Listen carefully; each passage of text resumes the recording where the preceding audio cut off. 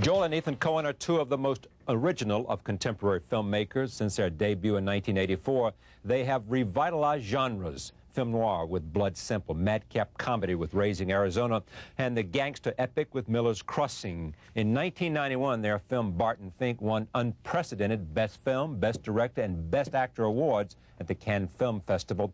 Fargo is their latest work, a comedic thriller that film critic David Denby referred to as the dark side of a prairie home companion. It stars Frances McDormand as the pregnant sheriff of a small town in Minnesota, called upon to investigate a strange murder. She is here as well as the Coen brothers, and I am very pleased to have them here. Welcome. It's great to have all of you here. Here is my first question. This movie was not based on an actual crime. Who says? Was it? Yeah. Yeah. It was. Yeah. And this story is completely based on a real event. Yeah, the story is the characters. You know, we weren't interested in making a documentary, and the characters are really inventions based on this sort of outline of events. Yeah. So we invented the characters, and they're really sort of our creation and the creation of the actors who played the parts. So Steve Buscemi and Francis and all these terrific ensemble company that you have put together here, in a sense, made their characters what they became. Yeah, I mean, more so than in the vision and ear of a pen of a screenwriter. Well, I think it's probably the same sort of combination as in most of our scripts. We imagine the characters a certain way when we're writing them, and we often write for particular actors. I mean, we've actually are tending to do more and more of that as we make more and more films. As we did in this movie for Francis's part, and the part Steve Buscemi played, and the part Peter Stormare played. Yeah. So it's, you know, it's a combination of our sort of imagining them a certain way, and then when the actors come in and they begin to really embody the parts, when you start rehearsing, you know, we almost, I think, kind of let go of it at a certain point, and it becomes the invention of the actors who are playing it. Francis, we're going to get to you. Hang on. Mm-hmm. Tell me, what is it in your eyes that make you guys original and different? I mean, when we say Coen Brothers, everybody knows exactly what kind of film we're talking about. We know, in a sense, that it's going to have a certain quality to it. What do you think it is, and what is it that makes you different as filmmakers? Yeah, that's hard to, I mean, we're probably the worst people to ask that. Probably. I mean, as far as we're concerned, what we're trying to do is just something different from what we've done before, so... Each time out? Yeah. I mean, just for the sake of variety, just in the interest of keeping life interesting for ourselves. So to the extent that there's anything that the movies have in common, we're not aware of it. We sort of try to avoid it, in fact. Yeah, and it is always, it has been strange from the beginning to be sort of considered so aggressively idiosyncratic in a way. I mean, I'm not saying it isn't true. It's just that from our perspective, it's always been sort of a strange thing to consider or a hard thing to sort of see from the outside. I think for the reason Ethan was saying, you just kind of approach each story on its own terms, and you try and tell it the best way that you can sort of imagine, and you don't think about it sort of in terms of it being strange or quirky. Were you a fan of their work before you married one of the Coen brothers? Well, they didn't have any work when I met them. Oh, is that right? Yeah. Is that right? I met them on their first film, Blood Simple, which was my first film. So we all kind of started doing it at the same time. After a week, I was a big fan. You were a big fan. Yeah, big fan after working with them for a week. Was it their work, or? It was a really unique experience in that probably most of the people on the set, on the crew, and the cast, I think Emmett Walsh, who was an actor in the film, he was the oldest person on the set.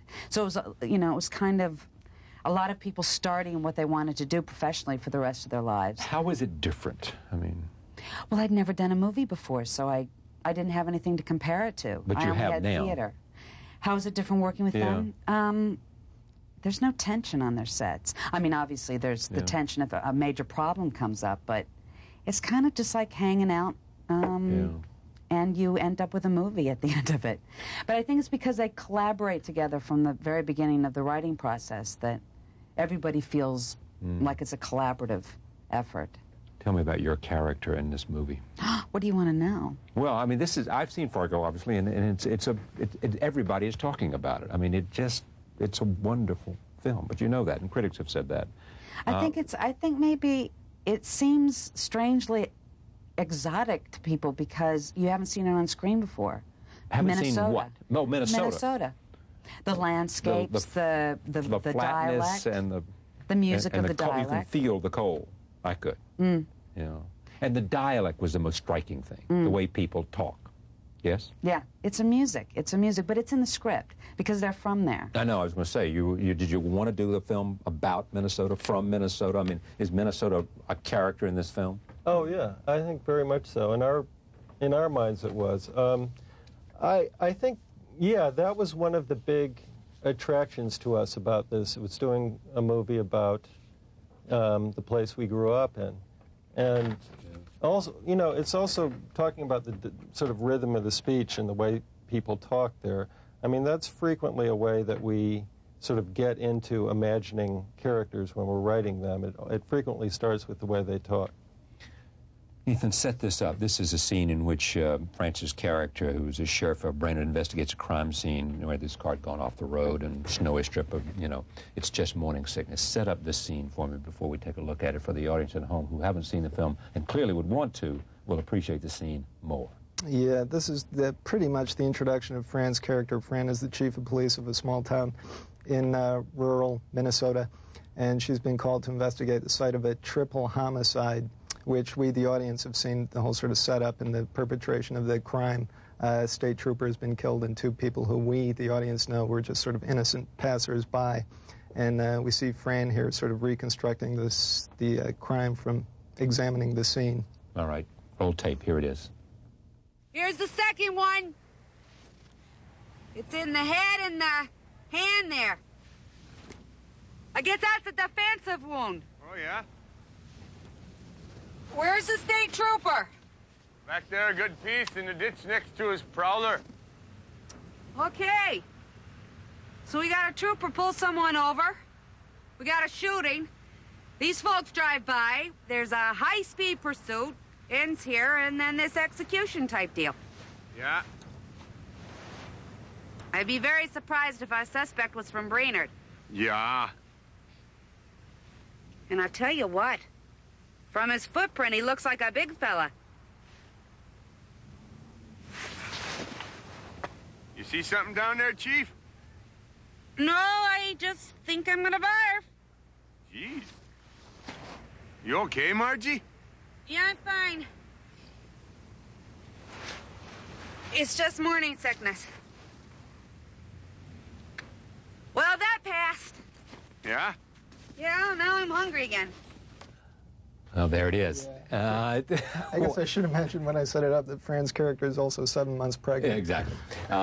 Here, tell me about the writing process, the two of you. I mean, I think it was Sam Raimi who said that watching you guys work was like watching badminton, you know, that there was a kind of give and take, that the process that was dull.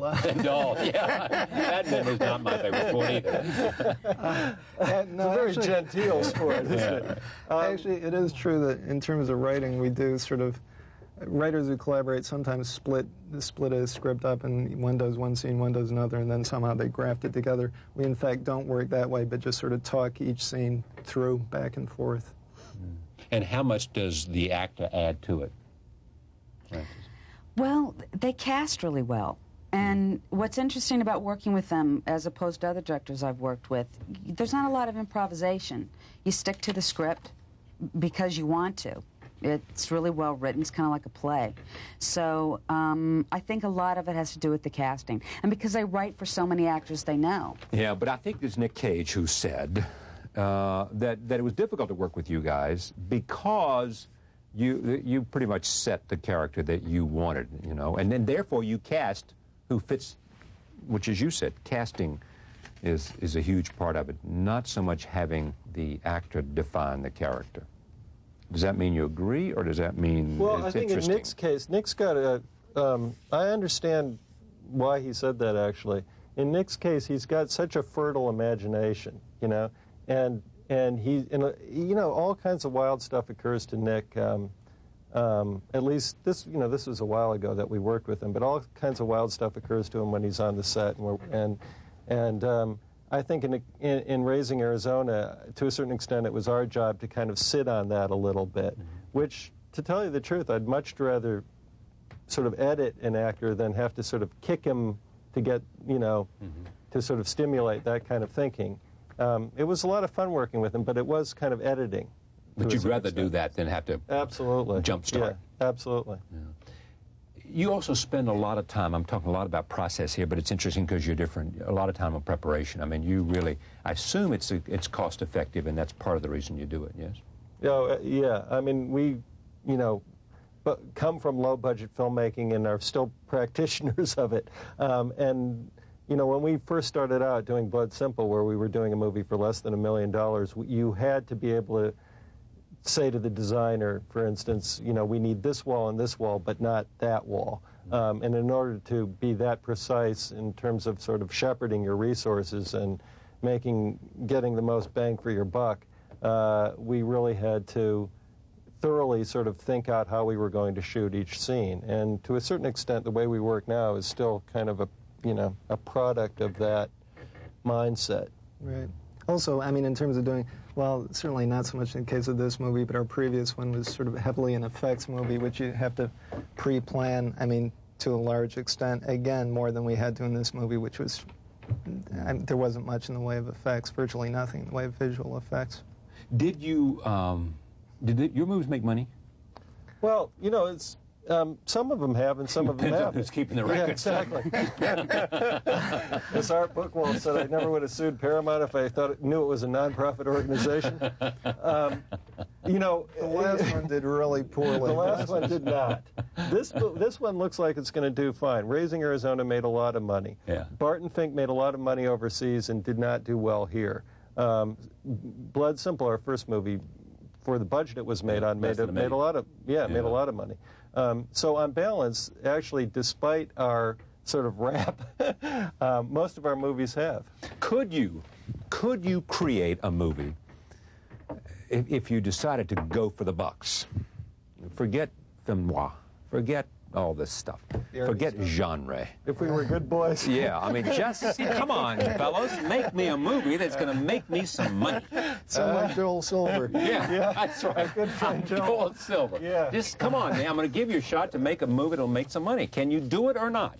Or are you hung up on all this little in terms of big art? money like that? Are you hung up on art, guys? I'm not hung up on art. I guess it's still an open question, isn't it? It certainly is. But to us, anyway. Maybe some people have closed the books on it. You haven't given up on the idea. Yeah. No, we'd love to do that, to tell you the truth. But honestly, the question is, could you? I don't know. I'd like to think we could, but I don't know. So far, we haven't made a movie that's... Yeah. Because it takes certain skill to be able to say to yourself, I'm going to make a commercial judgment at every point here. And therefore, you give, in a sense, you have to pass on what your instincts might be. Right. That's frequently the case. And if I had to do that, I'd be lost. Yeah. Yeah, but then on the other hand, I mean, first of all, one always hopes. And secondly, I mean, in terms of what... It's a quirky business. Yeah. It's like notoriously idiosyncratic, what works and what doesn't. And then thirdly, we do like to do different kinds of things, so maybe one of the experiments will sort of hit the jackpot in that sense. All right. Francis, tell me, what do you like about this character, this sheriff? She's good at her job. She's really good at her job. And I also really like the idea that, she was pregnant, but that was just a fact of her life. Yeah, she's got blonde hair, she's pregnant, she's just going about business.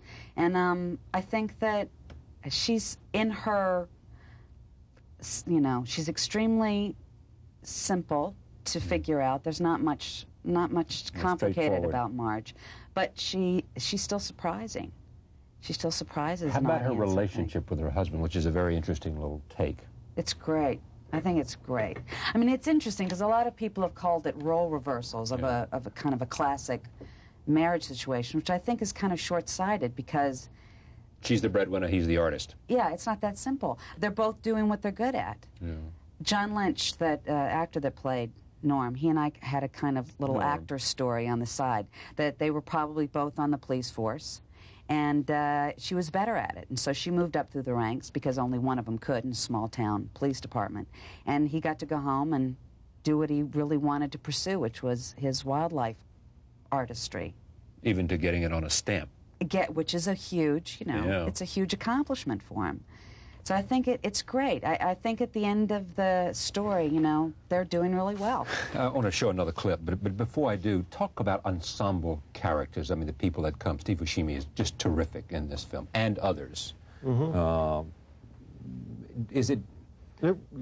This really was probably more than anything else that we've done sort of an ensemble cast, because you can't really point to any one role in the movie as sort of carrying the movie or being the lead role in the movie. Frances more than anyone else. Frances more than anyone else. She's just bigger. She's pregnant. It's true. Fran more than Fran is kind of the center of the movie, but there are all these sort of satellites that keep sort of spinning through the movie, and it really is sort of an ensemble cast, I think, more than the other stuff we've written. Some brilliant performances. Set this clip up. This is, let me tell you where it is. This is where I'm Joey Lundegard. Set it up for me. This is where... No, this is where they meet the two guys, and he's trying to hire... this is the beginning of the movie. Beginning of the film. I should say this. These are out of order. This is before we know anything, before the scene you saw in which the sheriff discovers the scene of one of the crimes. Yeah, this is the kidnapping scheme, which precipitates the events that we saw, earlier. But I don't think it needs much setup. No, I don't think it. No. Well, let me just set this up. What the story is about. This is a story of a man who wants to buy into a real estate venture, and he comes up with a scheme that what he will do is he will hire some people to kidnap his wife, because he believes that his wife's rich father will pay enough money for him to go ahead and make this real estate investment, which somehow will be the salvation of all of his problems. Here is beginning of that film in which they are talking about that scheme. Roll tape. I'm Jerry Lundegard. You're Jerry Lundegard? Yeah. Shep Proudfoot said... Shep said you'd be here at 7:30. What gives, man? Shep said 8:30. We've been sitting here an hour. He's peed 3 times already. Oh, I'm sure sorry. Shep told me 8:30. It was a mix-up, I guess. You got the car? Yeah, you bet. It's out in the lot there. Brand new burnt umber Sierra. Yeah, okay. Well, sit down then. I'm Carl Showalter. This is my associate, Gayer Grimsrud. Yeah, how you doing? So, we all set on this thing, then?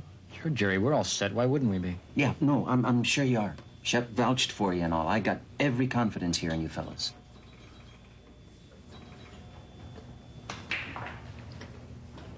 I guess that's it, then. Here are the keys. No, that's not it, Jerry. Huh? The new vehicle plus $40,000. Yeah, but the deal was the car first, then the $40,000. Like as if it was the ransom. I thought Shep told you. Shep didn't tell us much, Jerry. Well, okay. Except that you were going to be here at 7:30. Yeah, well, that was a mix-up then. Yeah, you already said that. The character who comes in playing Joey Lundegard is William Macy. Yeah. Right. It's a brilliant, wonderful performance, wonderful number. Bill really wanted to say, it was going to be a blue Sierra, the car that he's paying him off with, but Bill really wanted to say burnt umber Sierra. So you allowed him to have some range there, did you? It's a little improvisation. Burnt orange. Janet Maslin, who was frequently on this program, said that the title is about seeing how far the Coens can go. Fargo. Well, boy, hadn't thought about it that way. We just, I guess we sort of down to Is this a joke, she would say, with the audience or the film community? Oh, no. I mean, we were, just in terms of the title, we were sort of presented with the, in our own minds, of, calling it either Fargo or Brainerd, which is the other town it takes place in, which we thought sort of, Fargo was better. Particularly, but no, I mean, this is, in a weird kind of a way, for us, it's just, as Ethan was saying, you kind of, from project to project, you look for something different to do. And for us, this was sort of an interesting experiment in a different kind of approach, a more sort of naturalistic approach to the story. Barry Sonnenfeld used to be your cinematographer? Yeah. He's now gone on to be a director. Right. You have a new cinematographer who is? Yeah, Roger Deakins, who's shot the last 3 movies that we've done. Yeah. Yeah, Roger's, and again, I mean, we worked very closely with Barry on the first three and very closely with Roger on... How do you divide up responsibility? Between the two of us? Oh, it's pretty loose. I mean, we almost don't. I mean, we don't really in any formal way, in any defined way. It's just very fluid. I mean, it starts with writing, which, as I said, was very back and forth, and that just pretty much continues through the whole production of the movie. Good luck with Fargo. Great to have you here. It's great to see you again. Thanks.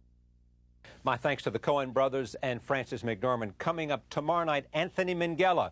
He is the director of The English Patient, also Michael Ondaatje, who wrote the original book, and Milos Forman, the director of The People vs. Larry Flint. See you tomorrow night.